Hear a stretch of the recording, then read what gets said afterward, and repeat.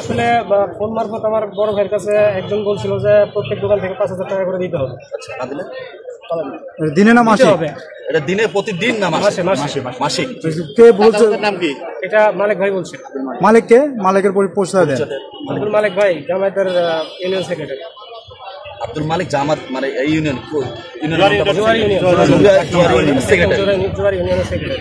এটা দুলাল ভাইয়ের কাছে ফোন মারফত বলছে। আচ্ছা, এখন আপনারা যে সহযোগিতা পাচ্ছেন সেটা বিষয়ে জানি, তারপরে কিভাবে দোকান খোলা হচ্ছে?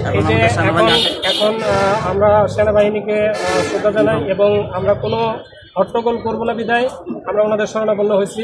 আমরা কেটে খাওয়া মানুষ, আমরা আমাদের সংসার চলে এই দোকানদারি করি। এই দোকানটা যদি বন্ধ থাকে তাহলে আমাদের সাংসারিক দিকটাও সমস্যা করতে হবে। তো আমরা কোনো সমস্যা করবো না বিদায় আমরা সেনাবাহিনীর দ্বারস্থ হয়েছি এবং তারা আমাদের ফোন করা মাত্রই আমাদের সহযোগিতার জন্য তারা এগিয়ে আসছেন এবং ওনারাও তথ্য উপাত্ত নিয়েছেন। সব কিছু উদ্ঘাটন করেই এই পর্যায়ে আসার পরে আমাদের দোকান খোলার ব্যবস্থা করে দিচ্ছেন। আমি সেনাবাহিনীকে ধন্যবাদ জানাই এবং তারা যেন এভাবেই সাধারণ মানুষের পাশে সবসময় থাকতে পারে। এলাকার লোকের জিজ্ঞাসা করেন,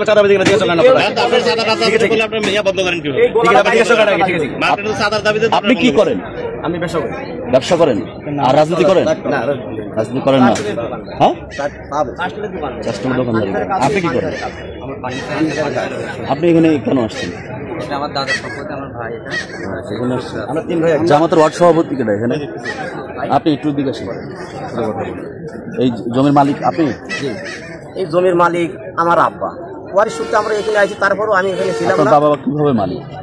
আমার আব্বা আমার তার দাদার সম্পত্তি, তার বাপের সম্পত্তি 11। আমরা তার কাছে বিক্রি করছি 22 শতক, কিন্তু এখানে 11 শতক আছে। আমাদের এক ওয়ারিশ আবার 4 শতক সিএমবি ক্রয় করেছে। এখানে আমাদের তারে আছে 8 এবং আমাদের 7 মসজিদ এবং এই মার্কেট সহকারে এখানে 15 শতক জমি আছে এবং উভয় পক্ষে মাপার পরে আমাদের এখান থেকে 8টা রুম পড়ে। এখান থেকে মসজিদের কোনা পর্যন্ত 8টা রুম পড়ে। তারা উভয় পক্ষে মানে তারা এবং আমরা উভয় এখানে আমিনানি মাপ হওয়ার পরে 8টা রুম পর আমাদের ভাগে পড়ার পরে সেই সময়তে মনে করেন তারা যা থানাতে একটা অভিযোগ দায়ের করে। থানা থেকে বুঝলেন আমাদের কোনো 8টা রুম। আমি একটু বিষয় জানি, থানায় অভিযোগ করেছে, এই অভিযোগ সবই জানি, উনিই তো বললেন সবকিছু। বিষয়টা হচ্ছে যে থানায় তারা অভিযোগ করলেন, ইউনোর কাছে অভিযোগ হলো, মামলা রয়েছে। আপনারা কেন মামলায় গেলেন না?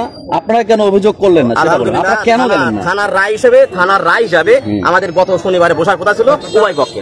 থানার রায় হিসাবে লিখিত থানা কি রায় দিতে পারে না? রায় না, আপোষনামা হিসাবে বলছে শনিবারে।